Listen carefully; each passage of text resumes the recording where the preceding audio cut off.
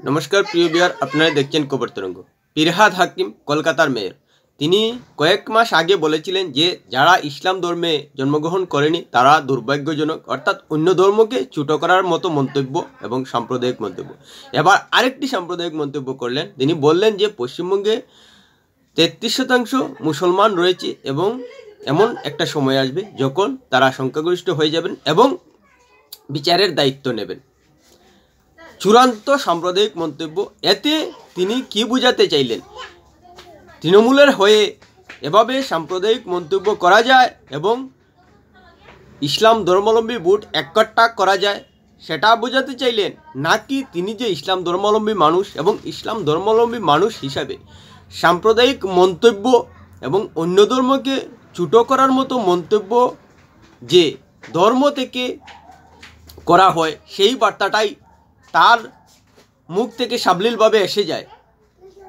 অন্ততপক্ষে তার মন্তব্য থেকে এটাই বোঝা যায় যে ইসলাম ধর্মাবলম্বী মানুষ হিসেবে অন্য ধর্মকে ছোটো করে মন্তব্য করা হয়, অন্য ধর্মের প্রতি সংখ্যাগরিষ্ঠ বাড়ানোর প্রতিযোগিতা রাখা হয়, আর তৃণমূল সেসবকে সমর্থন করে রাজনৈতিকভাবে। প্রিয় বিয়ার, ভিডিওটি ভালো লাগলে সাবস্ক্রাইব করবেন, এতে আপনার ক্ষতি হবে না কিন্তু আমাদের উপকার করবে। ফিরহাদ হাকিম কলকাতার মতো ঐতিহ্যবাহী শহরের একজন মেয়র, অথচ তার মুখে সাম্প্রদায়িক মন্তব্য বলতে এতটুকু বাধা হয় না। তিনি নিয়মিত বলে যাচ্ছেন এভাবে সাম্প্রদায়িক মন্তব্য। এর আগেও কলকাতা নিয়ে একবার বলেছিলেন মিনি পাকিস্তান। অর্থাৎ ফিরহাদ হাকিমের এসব সাম্প্রদায়িক মন্তব্য বলা অভ্যাসে পরিণত হয়েছে এবং তৃণমূল কংগ্রেস তার মুখে যে লাগাম টানে না, সেটাও কিন্তু পরিষ্কার হয়ে যাচ্ছে। অর্থাৎ ইসলাম ধর্মাবলম্বী ভোট তৃণমূলের দরকার এবং সে নিয়ে তৃণমূলের সুপ্রিমি থেকে শুরু করে ফিরহাদ হাকিমরা যে সবসময় সচেষ্ট থাকেন, সদ্য বিতর্কিত কথা যেন তার প্রমাণ হয়ে গেছে। কি বলেছিলেন ফিরহাদ হাকিম এক অনুষ্ঠানে গিয়ে? তিনি বলেছিলেন যারা পশ্চিমবঙ্গের জনসংখ্যা 33% এবং সারা দেশে 17%, অথচ আমাদের ভারতে সংখ্যালঘু সম্প্রদায় বলা হয়, তবে আমরা নিজেদের সংখ্যালঘু মনে করি না, কিন্তু আগামী দিনে আমরা আর সংখ্যালঘু থাকবো না। এখন আমাদের সঙ্গে অন্যায় হলে রাস্তায় বিচারের জন্য মোমবাতি মিছিল করি, কিন্তু এমন দিন আসবে যখন আমরা বিচার দেব, আমাদের সেই জায়গায় পৌঁছতে হবে। আমরা বিশ্বাস করি যদি আল্লাহর রহমত থাকে এবং শিক্ষা আমাদের সঙ্গে থাকে, তাহলে আমরা সংখ্যাগরিষ্ঠ হয়ে যাব। তিনি কি বলেছেন? ইসলাম ধর্মাবলম্বী মানুষদের প্রতি যে সংখ্যাগরিষ্ঠ হওয়ার কথা, সেই জায়গায় তারা পৌঁছবেন।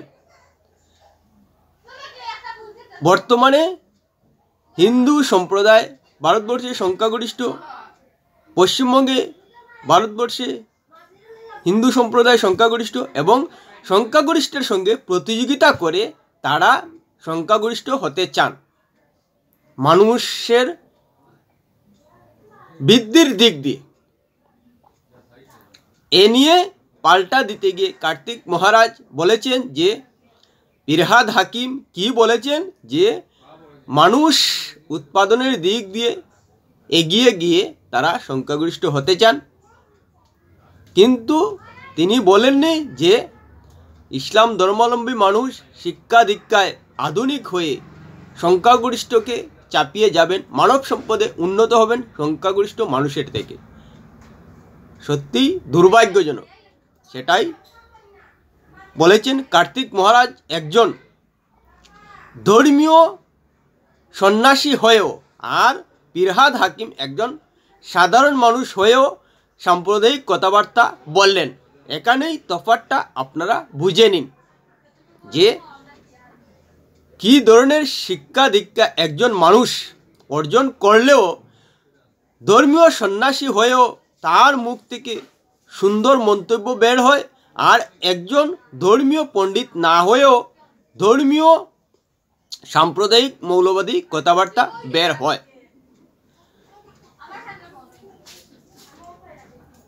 সত্যিই তো ফিরহাদ হাকিম রাজনৈতিক ব্যক্তিত্ব হলেও এটা যে তার ধর্মীয় মনোভাব থেকেই মন্তব্য করেছেন সেটা নিশ্চিতভাবেই বলা যায়, এবং সেটা যে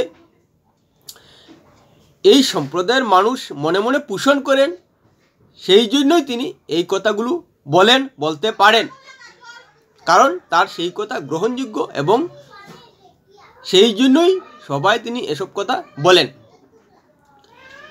অথচ আমরা দেখব বিশ্বের অন্যান্য ইসলামিক দেশের কথা ধরছি না, ভারত থেকে ভাগ হয়ে যাওয়া বাংলাদেশ, পাকিস্তান, আফগানিস্তানের কথাই ধরলাম, তিনটি দেশই ইসলামিক দেশ। মানব সম্পদের দিক দিয়ে, শিক্ষা দীক্ষার দিক দিয়ে বাংলাদেশ, পাকিস্তান, আফগানিস্তান কি এগিয়ে? নিশ্চিতভাবেই সে দেশের ইসলামিক ধর্মাবলম্বী মানুষও বলবে না যে ভারত থেকে শিক্ষা দীক্ষা, মানব সম্পদে এগিয়ে রয়েছে, বরং তলানিতে টেকেছে। অর্থাৎ সংখ্যাগরিষ্ঠ হয়েও তারা যে ভারত থেকে উন্নত করতে পারেনি সেটার জ্বলন্ত উদাহরণ বাংলাদেশ, আফগানিস্তান, পাকিস্তান।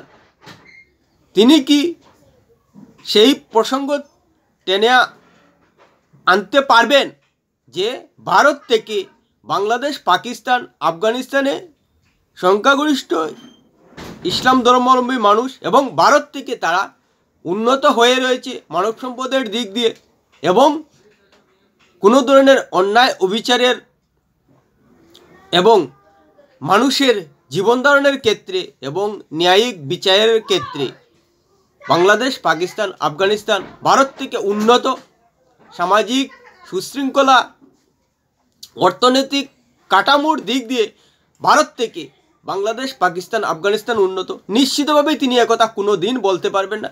তাহলে কি তিনি সংখ্যাগরিষ্ঠ হয়ে ভারতে পাকিস্তান, আফগানিস্তান, বাংলাদেশের মতো তৈরি করতে চান? আসলেই এখানে ধর্মীয় আদর্শের বিষয়টা সামনে রাখেন, যার কারণেই বাংলাদেশ, আফগানিস্তান, পাকিস্তানে যে এত অরাজক পরিস্থিতি, সামাজিক অবনতি হয়েছে সে নিয়ে তার চোখে বিন্দুমাত্র অন্যায্য বা অন্যায় কিছু চোখে পড়ে না। কেননা বাংলাদেশ, আফগানিস্তান, পাকিস্তানের যতই বিশৃঙ্খল পরিস্থিতি তৈরি হোক, ধর্মীয় কারণে সেটাকে তিনি যথার্থ বলেই মনে করেন, যার কারণে এভাবে ভারতে গণতান্ত্রিক পরিকাঠামো সুন্দরভাবে বজায় থাকলেও তিনি সেটাকে সংখ্যাগরিষ্ঠ করে বাংলাদেশ, পাকিস্তান, আফগানিস্তানের আদর্শে পরিণত হতে চায় বলে পরোক্ষে বলতে চাইলেন। অথচ তিনি বা তার বলা উচিত ছিল যে ইসলাম ধর্মাবলম্বী মানুষ পিছিয়ে রয়েছেন। কেন পিছিয়ে রয়েছে সেটা আমাদের বোঝা উচিত, যেহেতু ভারতবর্ষে ইসলাম 500 বছর রাজত্ব করেছে এবং এরপর স্বাধীনতার পর কি করে অন্য সম্প্রদায় শিক্ষা দীক্ষা আর্থিক দিক দিয়ে এগিয়ে গেল, কেন ইসলাম ধর্মাবলম্বী মানুষ ভারতবর্ষে 500 বছর রাজত্ব করার পরও পিছিয়ে রইল, সেটা অবশ্যই গবেষণা করে দেখা উচিত। এবং সংখ্যাগরিষ্ঠ মানুষের থেকে ইসলাম ধর্মাবলম্বী মানুষ কি করে আরও উন্নত হতে পারে শিক্ষা দীক্ষার দিক দিয়ে, মানব সম্পদের দিক দিয়ে, সে কথা বলা উচিত ছিল। কিন্তু না, তিনি কি বলছেন যে কি করে সংখ্যাগরিষ্ঠ হয়ে বিচার ব্যবস্থা তাদের হাতে পৌঁছায়। অর্থাৎ বাংলাদেশ, আফগানিস্তান, পাকিস্তানে যেসব বিচার ব্যবস্থা রয়েছে সেই ধরনের বিচার ব্যবস্থা পরোক্ষে বলতে চাইলেন কি? নিশ্চিতভাবে এটাই ইঙ্গিত যাচ্ছে। যদি ভারত থেকে ভাগ হওয়া বাংলাদেশ, আফগানিস্তান, পাকিস্তানে ভারত থেকে উন্নত বিচার ব্যবস্থা থাকতো তাহলে অবশ্যই গ্রহণযোগ্য হতো। কিন্তু কি দেখছি আমরা যে বিন্দুমাত্র গণতান্ত্রিক পরিকাঠামো বাংলাদেশ, পাকিস্তান, আফগানিস্তানে নেই, যার কারণেই তার কথাকে সেটা সেই দিকে ইঙ্গিত যাচ্ছে। অথচ আমি যা বললাম যে মানব সম্পদের দিক দিয়ে, শিক্ষা দীক্ষার দিক দিয়ে ইসলাম ধর্মাবলম্বী মানুষকে ভারতবর্ষে উন্নত করা উচিত, যাতে সংখ্যাগরিষ্ঠ মানুষ কোনো অবস্থায় ধারে কাছে পৌঁছতে পারে না ইসলাম ধর্মাবলম্বীদের ক্ষেত্রে। অর্থাৎ প্রতিযোগিতায় শিক্ষা দীক্ষা এবং মানব সম্পদে এগুলো উচিত। তিনি কি বললেন?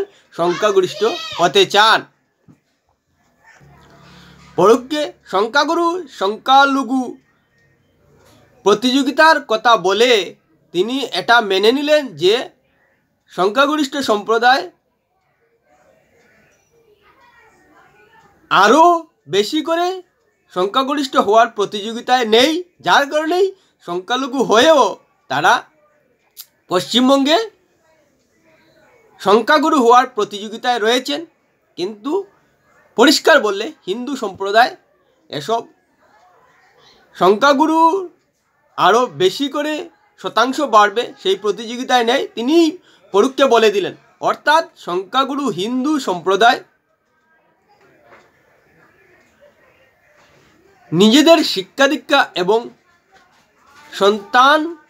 সন্ততি বাড়ানোর ক্ষেত্রে গুরুত্ব দিচ্ছেন না, তারা গুরুত্ব দিচ্ছেন নিজেদের সন্তানকে মানুষের মতো মানুষ করে গড়ে তোলা। যার কারণেই ফিরহাদ হাকিম পরিষ্কার বলতে পারছেন যে তারা সংখ্যাগরিষ্ঠ হতে চান। কেননা বর্তমানে হিন্দু সম্প্রদায়